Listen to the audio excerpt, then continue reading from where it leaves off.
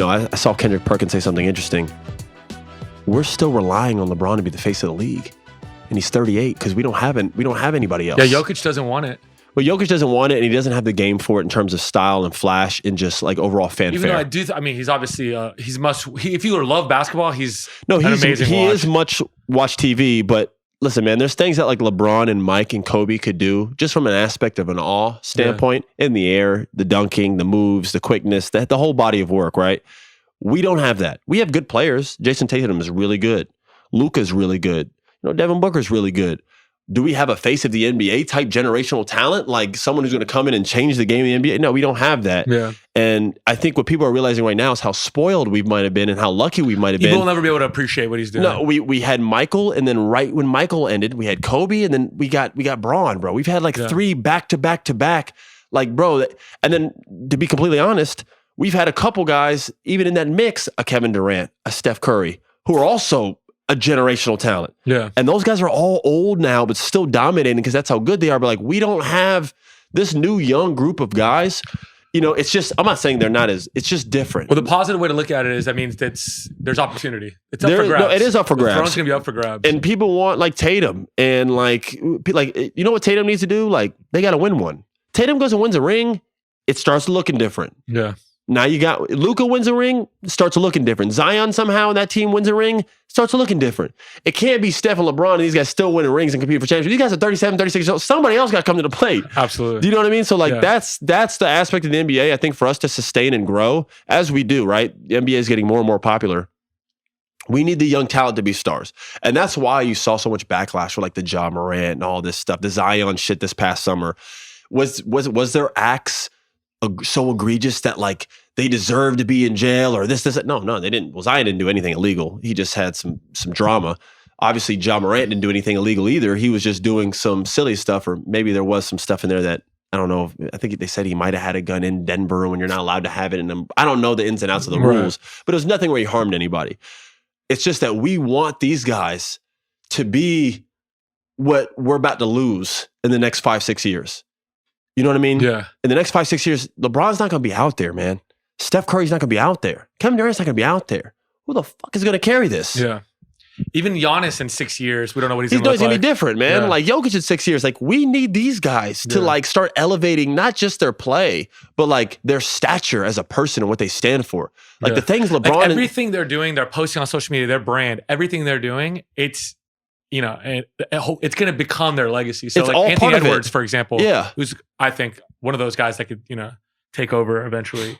A guy like that, he just needs to build what his legacy will look like. Kobe is the best example of that because I feel like since he was a kid, he knew automatically he was going to be great, and he was always kind of carrying himself that way. He carried himself. There was no silly. I mean, he tried to rap a little bit. Yeah, but there was no like silly Kobe times. No. But it's like Dame rapping. It's harmless. It's like more so like Dame. No, Kobe had a good song with Brian McKnight one time. I watched it. It was good, and that's how he met his wife. The music video. So it worked out for him. But I felt like Kobe was very aware of his legacy. LeBron obviously had people around him. Besides the decision, the legacy, he always kind of knew. No, yeah. Besides the decision, he hasn't really had any mistakes. Yeah. And you just want that. You want that for these young guys. Right. You need to, and that's why we market. People are always talking about, why do they post? Every post has to be about LaMelo, or why does every post have to be about Zion? Why does the NBA only post Wemby? Because they're trying to push a fucking star on us. Because we're about to lose all of the guys that have been carrying the league on their shoulders. We're going to be losing them in the next 4 or 5 years. We got to have plan B and shit. We even got to have a plan C. Right. We got to have some young talent that people can look at and want to watch the NBA still. Mm-hmm. Like if LeBron retired tomorrow, people would be fucking sick. And he's 38. He's going to be 39 in December. There shouldn't be a responsibility. And back to the original point, I like the Lakers team. Too much is on him right now. It's just not even fair. His plus minus every game. It's not I look even, at it, I'm just like, bro, this guy is still dominating and taking over the game. And it is amazing. It is crazy to watch. We've never seen it before. He is definitely the GOAT, or arguably the GOAT. The fact that he's arguably the GOAT, the only guy that they can, I was talking about this with somebody else. The fact that the only guy that they compare him to is fucking Michael Jordan, you've already won. Yeah. Because it's always hard to be compared to the guy that was first. If the roles were reversed and LeBron did all of this first and Michael was now, people would be like, no, you don't understand. You didn't see LeBron. Yeah. He went 10 times. He went 9 years straight in the NBA Finals. He's all-time lead scorer. you would never hear the end of it. Absolutely. Right? And also time is so much on, especially with things like The Last Dance. Time is on Michael Jordan's side because when's the last time you saw Michael Jordan miss a jump shot? Like you just don't see it. But we see, you tune in, you see LeBron. Yeah, you see LeBron airball a shot, and you're like, oh, Michael never did that. Like, social media just throws it out there and plays it on loop. Exactly. And Michael's more of like this myth, yeah, where like you don't even have that. Where Michael made the same mistakes LeBron makes. I mean, the first 7 years, the biggest myth, and we're on a complete tangent here, but we're just gonna keep going. The biggest myth for me is. Not a myth, but people just forget that Michael Jordan, his first 7 years, didn't win a title. Yeah. And people always say, well, look, everyone's eating on LeBron's time. Steph Curry, the Duncan, like all these people, Kawhi. In the 80s, when Michael Jordan was in the NBA, the Celtics won, the Lakers won back-to-back. That's true. The Pistons won back-to-back. This is all on Michael Jordan's watch. That is true. But people just act like his career is from like 91 to like 98. And like they just count those like 6 titles. No. It's true. It's just when he turned that switch. When he figured it out, it's the most dominant run. He never lost. Yeah. It never even went to 7 games, bro. To LeBron's defense, again, it's a different era of basketball, and the teams that he played with were much against. Listen, I'll say this right now: the teams that LeBron's lost to would smack every team that Michael and them in NBA history 4 times in the finals. Well, not only that, and the best scorer, one of the best scorers in NBA history, tagged along with him, and one of the second best shooter in NBA history tagged along with him. That Warriors team would go back and beat the piss out of anybody in the 90s, 80s. It wouldn't even be close, bro. So it would go 4 games. They might win 1. That game. 2017 is the best team I've ever seen. I'm not old enough to look back at 86 Celtics or 96 Bulls. I was any of those Warriors teams, bro. Yeah, any of those Warriors teams, but especially the team with Kevin Durant, especially the team with KD. You put that team in the 90s or early 2000s, it's not going to be competitive. A team that I would love to see a matchup with for them would be like Kobe, Shaq in their prime. It's hard. How do you guard Shaq? How does Shaq guard them? They were on a different level. There was a playoff run in 2001. They only lost 1 game in the entire playoffs. It was an overtime game against Allen Iverson. Stepped over Ty Lue. Had a crazy game just to win 1 game. But that Philly team was absolute. Looking back, no offense, that team no was. No offense to George Lynch, Aaron McKee, and some of these guys. Eric Snow. That team wasn't that great, man. Yeah. Iverson really was on some fucking legendary carry them on their back shit, and those guys were solid players, had hell of a careers. I'm not talking anything individually about Lynch or Eric Snow or they played a role. Geiger, Mutombo, whoever's on those teams. Those guys are all great players in their own right. No disrespect. We're just talking from a team aspect and gameplay. The evolution of basketball is undefeated. Football now, guys are faster, quicker, stronger, more athletic than they were 30 years ago. It's the same thing with basketball. It's the same thing it's going to be 10, 20 years from now. It's like that in every aspect of business. It's like that with science. If you'd go take a sports car that came out in 2023 and try to drive it versus one that came out in the 90s, I promise you, the 2023 one's gonna get to the finish line first. Yeah. Because what's the stat? Like your iPhone has more power than any like NASA computers from the back in the day. It's just like, bro, like just time is undefeated, bro. Evolution is undefeated. People evolve, and so is the game, since it's played by people.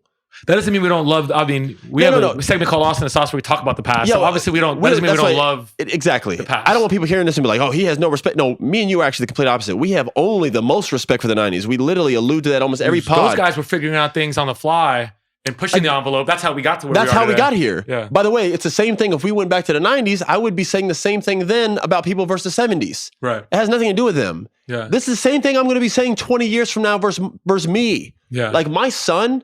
When he plays, those guys, when they get older, they're going to be doing stuff that I was not doing. Right. They're just going to be better. Absolutely. I'm glad you're saying that. It takes a lot of humility because a lot of people a lot of former players or players can't say that. No, they hate, bro. And the ones that do, it's a breath of fresh air. Bro, I see guys on podcasts all the time. I'm not going to say no names. I don't even have to say name. People know who I'm talking about with some of these guys. They get on these podcasts and or their media show, whatever you want to call it, if it's on, whatever network. And they hate on this young generation, man. These guys don't play hard. They're not physical. I would average, man. This dude, bro, just shut the fuck up, bro. You sound silly. Is the game as physical? No. Has the game lost a little bit of something that it kind of had in the early 90s? It has. We were just talking about... We're not taking away from the toughness. No, yeah, we're not taking away from that, man. Yeah. You guys played a different era. You guys had to practice. I saw a guy playing a neck brace. Yeah, neck brace.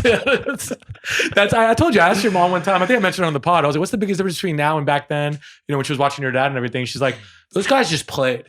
And they had no power in terms of player power. I mean, we got guys now. Look at what James Harden's been doing the past 5-6 years. Ben Simmons. The list goes on. Any of them, all of them. Player empowerment's different. Guys sit out games now, but there's a reason why after they're done playing, they're walking down the street. Knees aren't touching. Yeah. Those guys, I give them the utmost credit and respect because they had to play through different type of injuries that like our generation, my player that was playing right now, we just didn't do. It's even changed from when I first came in the league to now.